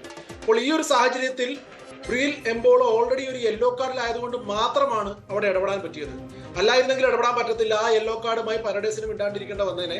പക്ഷേ ഓൾറെഡി ബ്രീൽ എംബോളോയ്ക്ക് ഫസ്റ്റ് ഹാഫിൽ 44th മിനിറ്റിൽ ഒരു യെല്ലോ കാർഡ് കിട്ടിയത് കൊണ്ട് ഇത് ആ മിസ്റ്റേക്കൻ ഐഡന്റിറ്റി റെഡ് കാർഡ് അല്ലെങ്കിൽ സെക്കൻഡ് യെല്ലോ കാർഡ് ഒരു സാഹചര്യം ആയതുകൊണ്ട് VAR അത് റെഫറിയെ കൃത്യമായിട്ട് അറിയിക്കുന്നു. റെഫറി അത് പോയി പരിശോധിച്ച് കഴിയുമ്പോൾ അത് ബോധ്യപ്പെടുന്നു. കാരണം ക്ലിയർ ആൻഡ് ഒബ്വിയസ് എറർ ആണെങ്കിൽ മാത്രമല്ലേ VARന് റെഫറിയോട് പറയാൻ പറ്റുള്ളൂ. അങ്ങനെ ക്ലിയർ ആൻഡ് ഒബ്വിയസ് എറർ ആയതുകൊണ്ട് തന്നെ റെഫറിക്ക് അത് മനസ്സിലാക്കാൻ പറ്റില്ല. കാരണം റിയൽ ടൈമിൽ നമ്മളും വിചാരിച്ചു അതൊരു ഫൗളാണ്, അത് ഡൈവ് അല്ല എന്നാണ്. പക്ഷെ റീപ്ലേയിൽ വളരെ വ്യക്തമാണ്. എംബോളോ ചാടി പോകുന്ന വഴിക്കാണ് കാലുടക്കി വീഴുന്നതും അത് അഭിനയിച്ച് പരേഡേഴ്സിന് യെല്ലോ കാർഡ് വാങ്ങിച്ചു കൊടുക്കാൻ ശ്രമിക്കുന്നു. എന്തായാലും താൻ കുഴിച്ച കുഴിയിൽ താൻ തന്നെ വീണു. എക്സാക്ട്ലി, താൻ കുഴിച്ച കുഴിയിൽ താൻ തന്നെ വീണു. അപ്പോൾ അതായത് സിമുലേഷൻ എന്നുള്ള വാക്കിനെ പറ്റി ഇനി ചർച്ച വേണ്ടാന്ന് തോന്നുന്നു. കാരണം അഭിനയം, അനുകരണം, അതിനാണ് ആ രണ്ടാമത്തെ യെല്ലോ കാർഡ് കിട്ടിയത്. എന്നാണെങ്കിലും അതാണ് മത്സരത്തിൽ സ്വിറ്റ്സർലൻഡിന് വലിയ തിരിച്ചടിയായത്. എംബോളയുടെ ആ അഭിനയം അത് വല്ലാത്ത തോതിൽ ആ ടീമിന് തിരിച്ചടിച്ചെന്ന് പറയാതിരിക്കാൻ വയ്യ. ഇനി ഈ മത്സരത്തിലേക്ക് എത്തിക്കഴിഞ്ഞാൽ ലയണൽ മെസ്സി വലിയ ഇമ്പാക്റ്റ് ഉണ്ടാക്കാൻ കഴിഞ്ഞില്ല എന്ന് തോന്നുന്നു. മാത്രമല്ല ഇതിനകത്തൊരു പോസിറ്റീവ്സ് എന്തെങ്കിലും അർജന്റീനയ്ക്ക് നേടിയെടുക്കാൻ കഴിയുന്നുണ്ടോ? ആകെ സ്ട്രൈക്കേഴ്സ് ഗോൾ സ്കോർ ചെയ്തു എന്നതൊഴിച്ചാൽ ശരിക്കും പറഞ്ഞാൽ പോസിറ്റീവ്സ് കുറവാണ്. നമ്മൾ കഴിഞ്ഞ ദിവസവും ലിയോണൽ മെസ്സി 78ാം മിനിറ്റ് വരെ ആബ്സെന്റ് ആയിരുന്നു എന്ന് പറഞ്ഞതുപോലെയാണ് ഇന്നും അങ്ങനെ കൃത്യമായ ഒരു പ്രഭാവം കൊണ്ടുവരാൻ അദ്ദേഹത്തിന് സാധിച്ചില്ല. ഒബ്വിയസ്ലി ആദ്യത്തെ ഗോളിന്റെ അസിസ്റ്റ് ഉണ്ട്. തുടക്കത്തിൽ എൻ്റെ ഒരു ഓർമ്മ ശരിയാണെങ്കിൽ ആദ്യത്തെ ഒരു 6 മിനിറ്റ് കഴിഞ്ഞാണ് ആ ഒരു ഒന്ന് പന്ത് തൊടുന്നത് തന്നെ. അപ്പോൾ ഒരു അവസരമൊക്കെ സൃഷ്ടിച്ചു. എന്നാൽ മുഴുവൻ സമയം നോക്കുകയാണെങ്കിൽ ഒരു ക്ലിയർ ആൻഡ് ഇമ്പാക്ട്, ഒരു ഗെയിം ചേഞ്ചിങ് മൊമെന്റ്സ് അതാണല്ലോ നമ്മൾ പൊതുവെ ലയണൽ മെസ്സിയിൽ നിന്ന് കാണുന്നത്. അപ്പോൾ ഇന്ന് അങ്ങനെ ഒരു സംഭവം ലയണൽ മെസ്സിയിൽ നിന്ന് കാണാൻ പറ്റിയില്ല. പിന്നെ പോസിറ്റീവ്സ് ഒബ്വിയസ്ലി നേരത്തെ പറഞ്ഞ പോലെ ഹൂലിയൻ അൽവാരസിന്റെ ഫിനിഷ് അത്യുഗ്രൻ. പക്ഷേ അതുപോലെ തന്നെ തിയാഗോ അൽമാഡോ ആ ചാൻസ് ഫിനിഷ് ചെയ്തിരുന്നെങ്കിൽ, ഒരു യുവതാരമാണ്, ഭാവിയിലെ വാഗ്ദാനമാണ്, അദ്ദേഹമായിരുന്നു അത് ഫിനിഷ് ചെയ്തിരുന്നെങ്കിൽ അതും പ്രതീക്ഷയ്ക്ക് വകയുണ്ടായിരുന്നു.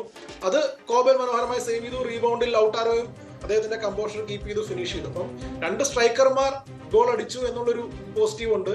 എന്നാൽ ഈ കളിയുമായി സെമിയിലേക്ക് ചെന്നാൽ മതിയോ എന്നുള്ളൊരു ചോദ്യം ശരിക്കും അർജന്റീന ക്യാമ്പിൽ നിന്ന് തന്നെ ചോദിക്കുന്നുണ്ടാവും. അപ്പൊ അതുകൊണ്ട് തന്നെ ജയിച്ചു ആഹ്ലാദിക്കാം, താൽക്കാലികമായ ഒരു 3-4 ദിവസത്തേക്ക് ആഹ്ലാദിക്കാമെങ്കിലും ആ 3-4 ദിവസം കഠിനാധ്വാനം ചെയ്താൽ മാത്രമേ ഇംഗ്ലണ്ടിനെ പിടിച്ചു കെട്ടാൻ പറ്റുള്ളൂ.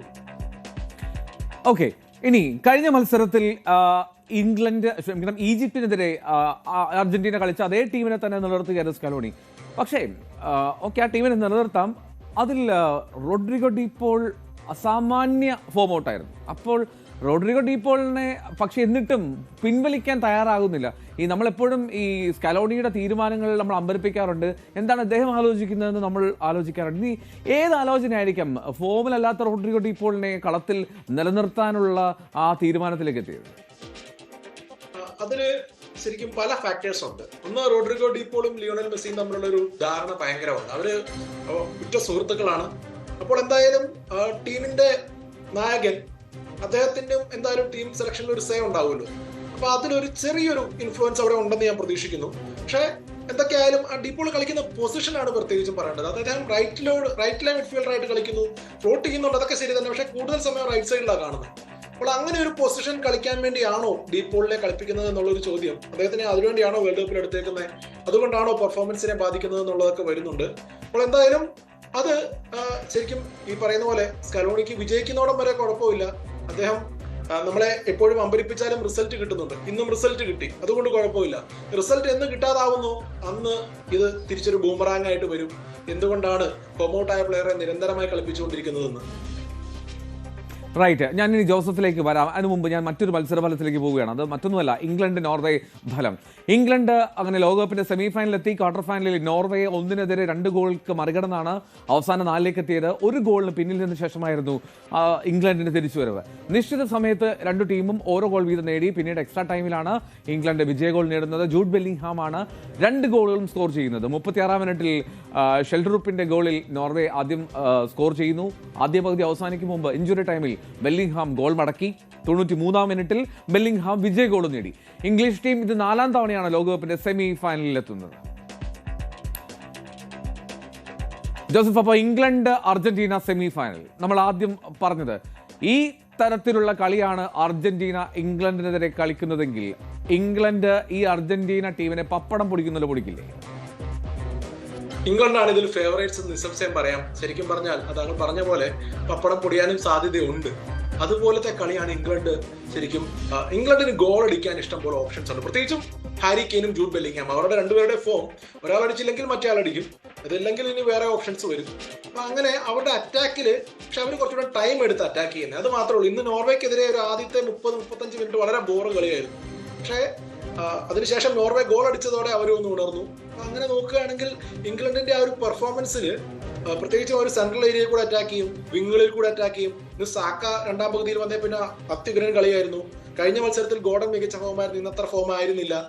അപ്പോൾ അവര് ഇന്ന് പല തന്ത്രങ്ങൾ 2ാം പകുതിയിൽ പരീക്ഷിച്ചു. പ്രത്യേകിച്ചും പറഞ്ഞാൽ ടുഷേലിന്റെ മാറ്റങ്ങൾ എങ്ങനെയാണോ ഈ കളി വ്യത്യസ്തമായ രീതിയിൽ അപ്രോച്ച് ചെയ്യാന്നുള്ളത് 2ാം പകുതിയിൽ ഓരോ മാറ്റത്തിലും പുള്ളി ഫോർമേഷൻ മാറ്റുകയായിരുന്നു. അപ്പൊ അത് അദ്ദേഹത്തിന്റെ ആ ഒരു പരിശീലകന്റെ മികവും അവിടെ എടുത്തു പറയണം. നമ്മൾ നേരത്തെ സ്കലോണിയെ കുറിച്ച് പറഞ്ഞു, അദ്ദേഹത്തിന്റെ തന്ത്രങ്ങൾ പ്രഡിക്റ്റബിൾ അല്ല എന്ന്. പക്ഷേ ടുഷേലിന്റെ തന്ത്രങ്ങൾ ശരിക്കും പറഞ്ഞാൽ ഡെക്ലാൻ റൈസിന്റെ ഫിറ്റ്നസ് ഇല്ലായ്മ, അദ്ദേഹത്തിന് കുറച്ച് ബുദ്ധിമുട്ടുകൾ ഉണ്ടായിരുന്നു, ശാരീരികമായ അസ്വസ്ഥതകൾ ഉണ്ടായിരുന്നു, കഴിഞ്ഞ ആഴ്ചയിൽ നിന്ന് വ്യക്തമായിരുന്നു. അപ്പോൾ അതുകൊണ്ട് തന്നെ 45 മിനിറ്റിൽ പിൻവലിക്കേണ്ടി വന്നിട്ടും അതിനുള്ള സൊല്യൂഷൻ പുള്ളി പല രീതിയിൽ നോക്കി. അവസാനം അത് കിട്ടിയത് മോർഗൻ റോജേഴ്സ് വന്നപ്പോഴാണ്. ആദ്യം ജൂഡ് ബെല്ലിംഗ്ഹാമിനെ സെന്ററിലേക്ക് ഇറക്കി കളിപ്പിച്ചു, എസ് എ കൊണ്ടുവന്നിട്ട്. അതിനുശേഷം റീസ് ജെയിംസിനെ സെൻട്രൽ മിഡ്ഫീൽഡിൽ കളിപ്പിച്ചു. പിന്നെ മോർഗൻ റോജേഴ്സ് വരുന്നത്. അപ്പൊ അങ്ങനെ വ്യത്യസ്തമായ തന്ത്രങ്ങൾ പരീക്ഷിക്കാനുള്ള അസ്ത്രങ്ങളുണ്ട് ഇംഗ്ലണ്ടിന്റെ കയ്യിൽ. അതിനൊക്കെയുള്ള മറുപടി അർജന്റീനയ്ക്ക് കൊടുക്കാൻ പറ്റുമോ എന്നുള്ളൊരു ചോദ്യമുണ്ട്. പിന്നെ ഈ മത്സരത്തിന് ഒത്തിരി പ്രാധാന്യമുണ്ടല്ലോ. 1966 ഇംഗ്ലണ്ട് വേൾഡ് കപ്പ് ജയിച്ചപ്പോൾ അന്ന് അർജന്റീനയെ ക്വാർട്ടറിൽ പരാജയപ്പെടുത്തിയാണ് പോയത്. അന്നൊരു കൺട്രോവേഴ്സി ഉണ്ടായിരുന്നു. അന്ന് സർ ജെഫ് ഹോസ്റ്റ് അടിച്ച ഗോള് ഓഫ് സൈഡ് ആയിരുന്നു എന്നൊക്കെ പറഞ്ഞ്. 1986 വിവാദപരമായ ക്വാർട്ടർ ഫൈനലിൽ മെക്സിക്കോയിൽ എല്ലാവർക്കും ഓർമ്മയുണ്ട്. അന്ന് ഡിയോഗോ മറഡോണയുടെ ഹാൻഡ് ഓഫ് ഗോളും അതുപോലെ തന്നെ 2ാമത്തെ അമാനുഷികമായ ഒരു ഗോളും. അപ്പോൾ അതും കൺട്രോവേഴ്സി എന്നും ഇംഗ്ലണ്ട് അർജന്റീനയുടെ ഭാഗമാണ്. ഇനി ഒരു സമീപകാലത്തേക്ക് വരുവാണെങ്കിൽ നമ്മുടെയൊക്കെ ഓർമ്മയിലുള്ള 98 ആ ഒരു റെഡ് കാർഡ്, ഡേവിഡ് ബെക്കാമിന്റെ റെഡ് കാർഡ്, 2002 പെനാൽറ്റി. അപ്പൊ അങ്ങനെ സംഭവബഹുലമായ ലോകകപ്പ് മത്സരങ്ങളാണ് ഇംഗ്ലണ്ടും അർജന്റീനയും എന്നും തന്നിട്ടുള്ളത്. സെമി ഫൈനലിൽ എത്തുമ്പോഴും അത് തന്നെയാവും നമ്മൾ പ്രതീക്ഷിക്കുന്നത്. റൈറ്റ്, അതാണ് ഇംഗ്ലണ്ട് അർജന്റീന സെമി ഫൈനൽ വരുമ്പോൾ എപ്പോഴും സംഭവബഹുലമായിരിക്കും. അങ്ങനെ സംഭവബഹുലമായിട്ടുള്ള പോരാട്ടത്തിന് തന്നെ ഫുട്ബോൾ ലോകം സാക്ഷ്യം വഹിക്കട്ടെ. കാരണം അതാണല്ലോ ഓർമ്മകൾ എന്നും നിലനിൽക്കുന്നത്. Thank you Joseph for joining ഫുട്ഗോളം എന്നുള്ള. ഇംഗ്ലണ്ട് അർജന്റീന സെമി ഫൈനലിലാണ് വേദിയായത്. അർജന്റീന ഇതുവരെയും സെമി ഫൈനൽ തോറ്റിട്ടില്ല എന്നുള്ള പ്രതീക്ഷയിൽ മുന്നേറുകയാണ് അർജന്റീനയുടെ ആരാധകർ. ഇംഗ്ലണ്ടാണ് പക്ഷേ മറുവശത്ത് വല്ലാത്തൊരു മത്സരമായിരിക്കും എന്നുള്ളതിൽ തർക്കമില്ല. ഇനി മറ്റു ചില കാഴ്ചകൾ കൂടി ഫുട്ബോൾ ലോകകപ്പ് വേദികളിൽ നിന്ന്.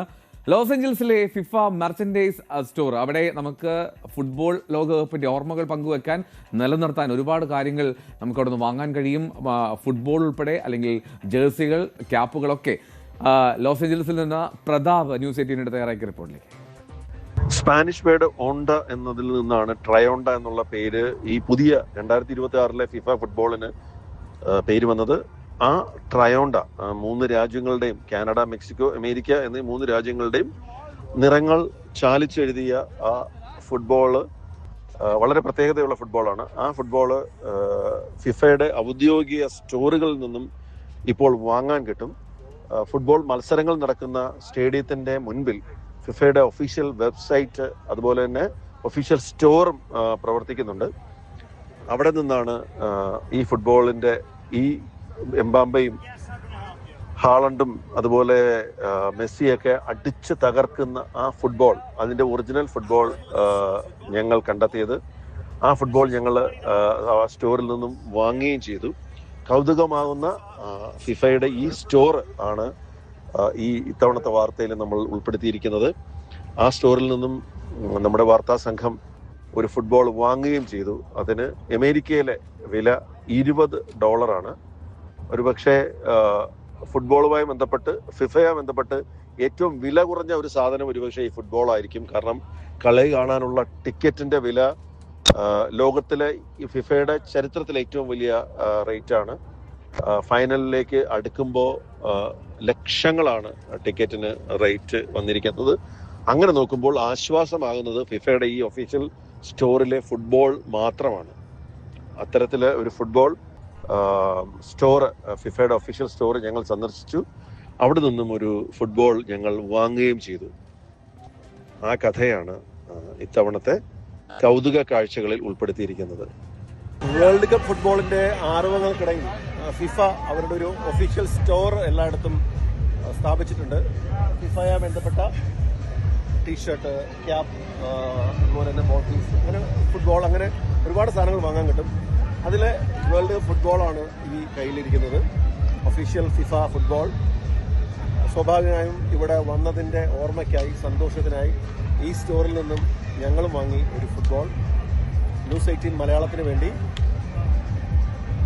ലോസ് ഏഞ്ചൽസിലെ ഈ ഫിഫ സ്റ്റോറിൽ നിന്നും പ്രതാപ് ജയലക്ഷ്മി. ലോസ് ഏഞ്ചൽസിലെ ചില ഫാൻ സോണുകളിലും പ്രതാപ് പോയിരുന്നു. അവിടെ ഗാലറികളിൽ എന്ന പോലെ തന്നെ ഫാൻ സോണുകളിലും വലിയ ആഘോഷമാണ്, ആവേശമാണ്. അവിടെ നൃത്തങ്ങൾ കാണാം, ആർപ്പുകളിൽ കാണാം. ലോസ് ഏഞ്ചൽസിൽ നിന്ന് പ്രതാപ് ഇറക്കിയ മറ്റൊരു റിപ്പോർട്ടിലേക്ക് പോയി. ഫിഫ വേൾഡ് കപ്പ് സ്റ്റേഡിയത്തിൽ കാണാൻ കഴിയാത്തവർക്ക്, ഫാൻസുകാർക്ക് വേണ്ടിയിട്ട് ഫിഫ ഒരുക്കിയിരിക്കുന്നതാണ് ഫാൻ സോൺ എന്ന് പറയുന്ന ഏരിയ. അതും ടിക്കറ്റ് വെച്ചിട്ടാണ്. മിനിമം $50, $150, അങ്ങനെ പല രീതിയിലാണ് ഈ ഫാൻ സോണിൽ ഉള്ള ടിക്കറ്റ് റേറ്റ്. ഫാൻ സോണിന്റെ പ്രത്യേകത എന്ന് പറയുന്നത് സ്റ്റേഡിയം പോലെയല്ല, മദ്യം കിട്ടും, അതുപോലെ തന്നെ ഭക്ഷണ സാധനങ്ങൾ കിട്ടും, ഒരുപാട് ആക്ടിവിറ്റീസ് ഉണ്ട്, DJ, ഇത്തരം എല്ലാ സംവിധാനങ്ങളും ഉള്ള രീതിയിലാണ് ഫാൻ സോൺ ക്രമീകരിച്ചിരിക്കുന്നത്. ലോസ് ആഞ്ചൽസിലെ വെനീസ് എന്ന് പറയുന്ന ഒരു ബീച്ച് ഏരിയയിലെ ഫാൻ സോണിന്റെ ദൃശ്യങ്ങളാണ് ഇതിനോടൊപ്പം ഉൾപ്പെടുത്തിയിരിക്കുന്നത്. രാവിലെ മുതൽ ഇവിടെ ക്യൂ ആണ്. അവിടെ തന്നെ VIP, അതുപോലെ തന്നെ നോർമൽ ടിക്കറ്റ്, രണ്ട് ജനറൽ കാറ്റഗറി, രണ്ട് കാറ്റഗറിയാണ് ഉള്ളത്. VIP കാറ്റഗറിയിൽ $150 ഇവിടെ കൊടുക്കേണ്ടത്. നമ്മുടെ നാട്ടിലെ ഏകദേശം ഒരു 15,000 രൂപയോളം റേറ്റ് വരും ഫാൻ സോണിലെ ടിക്കറ്റിന് തന്നെ. VIP ടിക്കറ്റിന്. അല്ലാത്ത ടിക്കറ്റിന് 8,000 രൂപയാണ് അതിന്റെ ചാർജ് വരുന്നത്. എന്നാലും ഒരു 9,000 രൂപ ചാർജ് വരുമായിരിക്കും. അപ്പോൾ ഈ ഫാൻ സോണിലുള്ള ദൃശ്യങ്ങളാണ് ഈ വീഡിയോയിൽ ഉൾപ്പെടുത്തിയിരിക്കുന്നത്. രാവിലെ മുതൽ ഈ ഫാൻ സോണിലേക്ക് വളരെ ക്യൂ ആണ്. പക്ഷേ ഫാൻ സോണിലെ ഒരു പ്രത്യേകത എന്ന് പറയുന്നത് ഒരുപാട് ആക്ടിവിറ്റീസ് നടക്കും. സ്റ്റേഡിയത്തിൽ നമ്മൾ റെസ്ട്രിക്ട് ചെയ്ത സ്ഥലത്ത് ഇരിക്കുകയാണെങ്കിൽ ഇവിടെ ഫാൻ സോണിൽ നമുക്ക് സ്ഥലങ്ങൾ റെസ്ട്രിക്റ്റഡ് അല്ല, കുറച്ചും കൂടെ ഓപ്പൺ ആണ്. അതുകൊണ്ട് തന്നെ നല്ല തിരക്കാണ്. പിന്നെ അറിയാലോ, ഒരു ബിയറും കഴിച്ച് കളി കാണുക എന്ന് പറയുന്നത് പൊതുവെ വെള്ളക്കാരുടെ ഒരു രീതിയാണ്. അപ്പം അതെല്ലാം നമുക്ക് കാണാൻ കഴിയും. വ്യത്യസ്ത രാജ്യങ്ങളിൽ നിന്നുള്ള ആൾക്കാരെ എല്ലാം ഈ ഫാൻ സോണിൽ നമുക്ക് കാണാൻ കഴിയും. ഫാൻ സോൺ ഒരു ഉത്സവ നഗരമാണ് എന്ന് തന്നെ പറയാം. രാവിലെ മുതൽ ടിക്കറ്റ് എടുത്തവരുടെ ക്യൂ ആണ് ഇരുവശങ്ങളിലുമായിട്ട്. വെബ്സൈറ്റിൽ രജിസ്റ്റർ ചെയ്ത് പണമടച്ചവർക്കാണ് ഇതിനകത്ത് പ്രവേശനമുള്ളത്. ലോസ് ആഞ്ചൽസിലെ വെനീസ് എന്ന് പറയുന്ന ബീച്ച് സൈഡിലെ ഫാൻ സോണിന് മുമ്പിൽ നിന്നും ന്യൂസ് 18 മലയാളത്തിന് വേണ്ടി പ്രതാപ് ജയലക്ഷ്മി.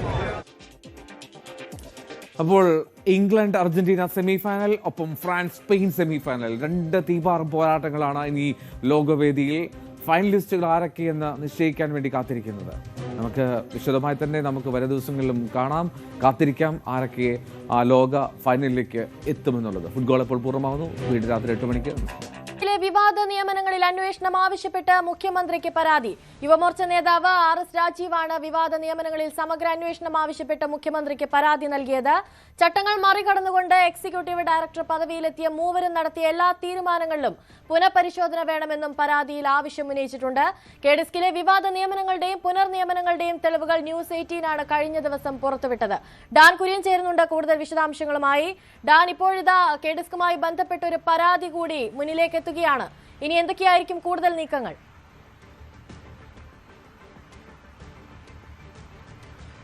ന്യൂസ് 18 കഴിഞ്ഞ ദിവസം പുറത്തുവിട്ട കെ ഡിസ്കിലെ എക്സിക്യൂട്ടീവ് ഡയറക്ടർമാരുടെ നിയമനവുമായി ബന്ധപ്പെട്ട ചട്ടവിരുദ്ധ നടപടികളിൽ സമഗ്രമായ അന്വേഷണം ആവശ്യപ്പെട്ടുകൊണ്ടാണ് യുവമോർച്ച നേതാവ് RS രാജീവ് മുഖ്യമന്ത്രി VD സതീശന് സമഗ്രമായ അന്വേഷണം ആവശ്യപ്പെട്ടുകൊണ്ടുള്ള പരാതി കൈമാറിയിരിക്കുന്നത്. ഈ പരാതിയിൽ പ്രധാനമായി 2 കാര്യങ്ങളാണ് എടുത്തു പറയുന്നത്. KM എബ്രഹാം എക്സിക്യൂട്ടീവ് വൈസ് ചെയർമാനായിരുന്ന സമയത്ത് നടത്തിയ നിയമനങ്ങൾ സംബന്ധിച്ചും അതേ കാലയളവിൽ വിവിധ പദ്ധതി നടത്തിപ്പുകളുടെ പേരിൽ നടത്തിയ സാമ്പത്തിക ഇടപാടുകൾ സംബന്ധിച്ചും വിശദമായ അന്വേഷണം നടത്തണമെന്നാണ് ആവശ്യം. അതുമായി ബന്ധപ്പെട്ട അക്നോളജ്മെന്റ് ലെറ്റർ പരാതിക്കാരന് മുഖ്യമന്ത്രി ഓഫീസിൽ നിന്ന് മറുപടിയായി ലഭിച്ചതായാണ് നമുക്ക് മനസ്സിലാക്കാൻ കഴിയുന്നത്. അങ്ങനെയാണെങ്കിൽ ഇതുമായി ബന്ധപ്പെട്ട ഏത് തരത്തിലുള്ള തുടർ നീക്കങ്ങളിലേക്കായിരിക്കും മുഖ്യമന്ത്രി ഓഫീസിലേക്ക് കടക്കുകയെന്നാണ് അറിയാനുള്ളത്. വിജിലൻസ് അന്വേഷണം നടത്തണമെന്ന ആവശ്യമാണ് പരാതിക്കാരൻ മുഖ്യമന്ത്രിക്ക് നൽകിയ കത്തിൽ വ്യക്തമാക്കിയിരിക്കുന്നത്.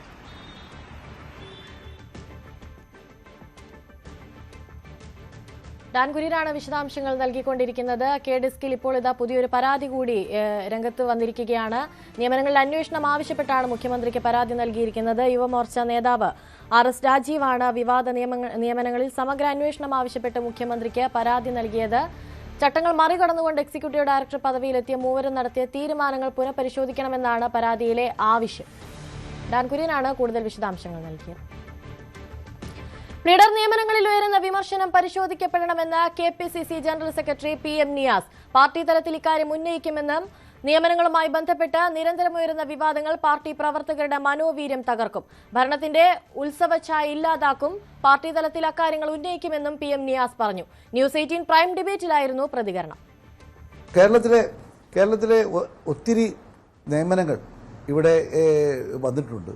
ഒത്തിരി നിയമനങ്ങൾ വന്നതിൽ വളരെ അപൂർവമായ പരാതികൾ മാത്രമാണ് വന്നിട്ടുള്ളത്. പക്ഷെ അത് ഗൗരവമുള്ളതാണ്.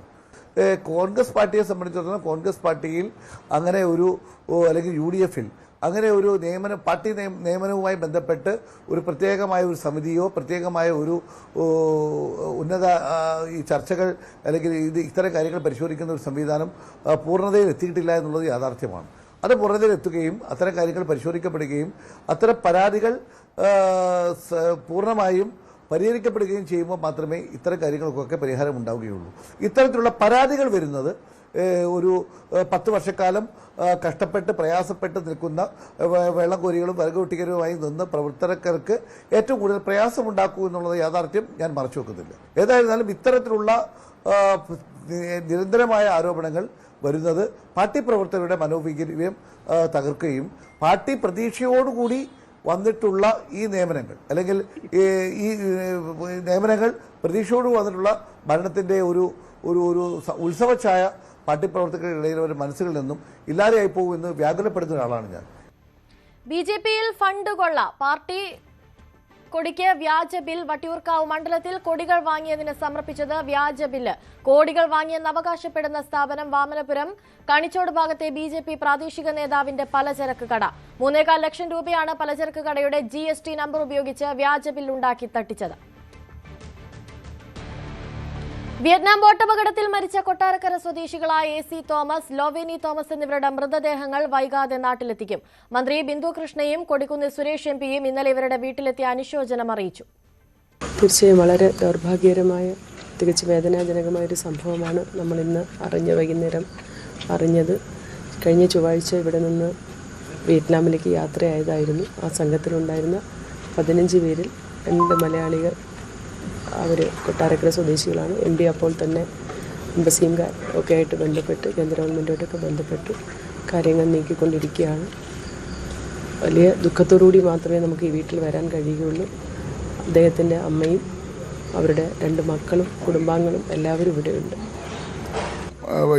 ബോട്ടിൽ യാത്ര ചെയ്യുന്ന 32 പേരും തമിഴ്നാട്, ആന്ധ്രാപ്രദേശ്, കേരളത്തിൽ നിന്നുള്ള ടൂറിസ്റ്റുകളായിരുന്നു. ഒരു മൊബൈൽ കമ്പനിയാണ് ഇവരെ ഈ ടൂർ പാക്കേജിൽ ഇവർ പോയത്. ഇവർക്ക് ആ മൊബൈൽ കമ്പനിയായിട്ട് ഏജൻസി ഉണ്ടായിരുന്നു. അതിൻ്റെ അടിസ്ഥാനത്തിലാണ് ഈ 34 അവർ എല്ലാ വർഷവും ഇങ്ങനെ റൊട്ടേറ്റ് ചെയ്ത് കൊണ്ടുപോകുന്നതാണ്. ഇത്തവണ സൗത്ത് ഇന്ത്യയിൽ നിന്ന് 3 സംസ്ഥാനങ്ങളിലെ അവരുടെ ഈ മൊബൈൽ കമ്പനിയുടെ ഏജൻസികളുമായി ബന്ധപ്പെട്ടാണ് കൊണ്ടുപോയത്. അങ്ങനെയാണ് ഈ ജോമോനും അതുപോലെ അദ്ദേഹത്തിൻ്റെ വൈഫ് ലൊവേനിയും ഈ ടൂറിസ്റ്റുകളുടെ കൂട്ടത്തിൽ പെട്ടത്. പോസ്റ്റ്മോർട്ടം, എംബാമിങ്, അതുപോലെ തന്നെ അവരുടെ നിയറസ്റ്റ് എയർപോർട്ടിലേക്ക് ബോഡികൾ എത്തിക്കുന്നതിനുള്ള നടപടിക്രമങ്ങളൊക്കെ തന്നെ. വിനീഷ് കൊട്ടാരക്കര ചേരുന്നുണ്ട് കൂടുതൽ വിശദാംശങ്ങളുമായി. വിനീഷ്, എപ്പോഴേക്കായിരിക്കും ഇവരുടെ മൃതദേഹങ്ങൾ കേരളത്തിലേക്ക് എത്തിക്കുക? അതിനുള്ള നടപടിക്രമങ്ങൾ പുരോഗമിക്കുകയാണ്. എന്തൊക്കെയാണ് വിവരങ്ങൾ? തീർച്ചയായും ശ്രീ, വളരെ ദുഃഖകരമായ വാർത്തയാണ് ഈ തോമസ് ലോവനി ദമ്പതികളുടെ മരണം. നമുക്കറിയാം, വിയറ്റ്നാമിലെ ബോട്ട് ദുരന്തത്തിലാണ് ഇരുവർ മരിച്ചത്. ഇവരുടെ മൃതദേഹങ്ങൾ നാട്ടിലെത്തിക്കുന്നതിനായുള്ള ദ്രുതഗതിയിലുള്ള നടപടിക്രമങ്ങൾ ആരംഭിച്ചതായിട്ടാണ് നമുക്കിപ്പോൾ അറിയാൻ കഴിയുന്നത്. കൊടുക്കുന്നൽ സുരേഷ് MP സംഭവവുമായി ബന്ധപ്പെട്ട് തന്നെ ഇടപെടുകയും കുടുംബാംഗങ്ങളോട് വിവരങ്ങൾ അറിയിക്കുകയും ചെയ്തിട്ടുണ്ട്. കഴിഞ്ഞ ദിവസം വീട്ടിലെത്തുകയും ചെയ്തിരുന്നു. ഇപ്പോൾ കൊല്ലം കൊട്ടാരക്കര സ്വദേശികളായ AC തോമസ് 57 വയസ്സാണ്.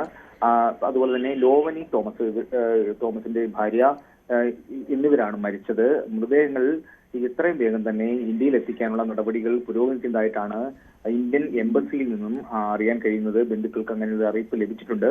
അപ്പോൾ കൊട്ടാരക്കരയിൽ ഒരു സ്വകാര്യ മെഡിക്കൽ സ്ഥാപനം നടത്തുകയാണ് ഈ ദമ്പതികൾ. വലിയ ഒരു വിക്ടറി ഗ്രൂപ്പ് എന്നറിയപ്പെടുന്ന വലിയൊരു സ്ഥാപനമാണ്. നിരവധി ജീവനക്കാരെല്ലാം തന്നെ ഇവിടെ ജോലി ചെയ്യുന്നുണ്ട്. അങ്ങനെ ഒരുപാട് പേര് ജോലി ചെയ്യുന്ന ഒരു സ്ഥാപനത്തിന്റെ ഉടമ കൂടിയാണ് ഈ തോമസ്. ഇത് സംഭവിച്ചത് മൊബൈൽ കമ്പനി സംഘടിപ്പിച്ച ഒരു ടൂർ പ്രോഗ്രാമുമായി ബന്ധപ്പെട്ട് 32 അംഗ സംഘത്തോടൊപ്പമായിരുന്നു ഈ ദമ്പതികൾ വിയറ്റ്നാമിലേക്ക് യാത്ര തിരിച്ചത്. അവിടെയാണ് അപകടം സംഭവിച്ചതും 15 പേരാണ് അപകടത്തിൽ മരിച്ചത്. ബോട്ട് മുങ്ങിയുള്ള ഒരു അപകടമായിരുന്നു. ഇതിൽ 17 വിനോദസഞ്ചാരികളെ ഉൾപ്പെടുന്ന അതുപോലെ തന്നെ ബോട്ട് ജീവനക്കാരടക്കം 4 പേര്, അങ്ങനെ 21 പേരെ അവിടെ സംഭവ സ്ഥലത്ത് നിന്ന് രക്ഷപ്പെടുത്തുകയും ചെയ്തിട്ടുണ്ട്. ചികിത്സയിൽ കഴിയുന്ന 2 പേരാണ്. എന്തിയാണ് ഈ കാര്യങ്ങൾ കഴിഞ്ഞ ദിവസം മാധ്യമങ്ങളോട് അറിയിച്ചത്.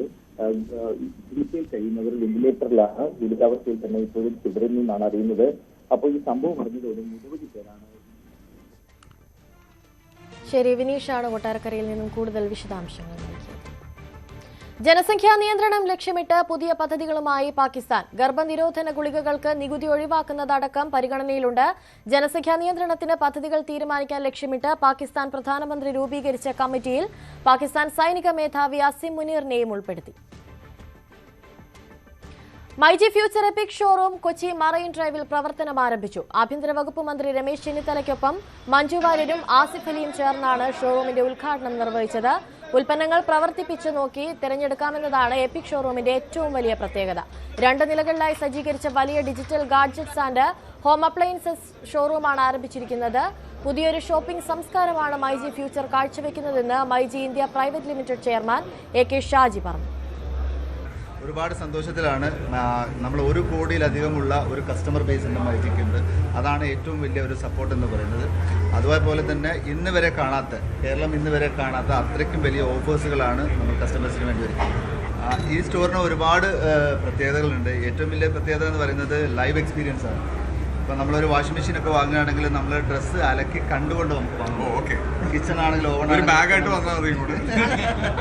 അപ്പം ഇത് ഇന്ത്യയിൽ ആദ്യമായിട്ടാണ്, നമ്മൾ കോഴിക്കോടാണ് നമ്മളിത് ലോഞ്ച് ചെയ്തത്. എപ്പിക് നമ്മളെ മൈജിയുടെ 2ാമത്തെ സ്റ്റോറാണ് ഇപ്പം കൊച്ചിയിൽ. ഇനി ഞങ്ങൾ അടുത്ത ഷോറൂം വരുന്നത് ട്രിവാൻഡ്രത്താണ്. അപ്പം അത് ബിഫോർ മാർച്ചിൻ്റെ ഉള്ളിൽ ഞങ്ങൾ ഇനോഗ്രേറ്റ് ചെയ്തത്. Thank you. എല്ലാ ഹോം അപ്ലയൻസസുകളും പരീക്ഷിച്ചറിയാൻ സഹായിക്കുന്ന പ്രൊഡക്റ്റ് എക്സ്പീരിയൻസ് സോൺ എടുത്തു പറയേണ്ടതാണ്. ഉദ്ഘാടനത്തോടനുബന്ധിച്ച് വിലക്കുറവിൽ സ്മാർട്ട് ഫോൺ മുതൽ ഗൃഹോപകരണങ്ങൾ വരെ സ്വന്തമാക്കാനുള്ള അവസരമുണ്ടെന്നും മൈജി ചെയർമാൻ കൂട്ടിച്ചേർത്തു.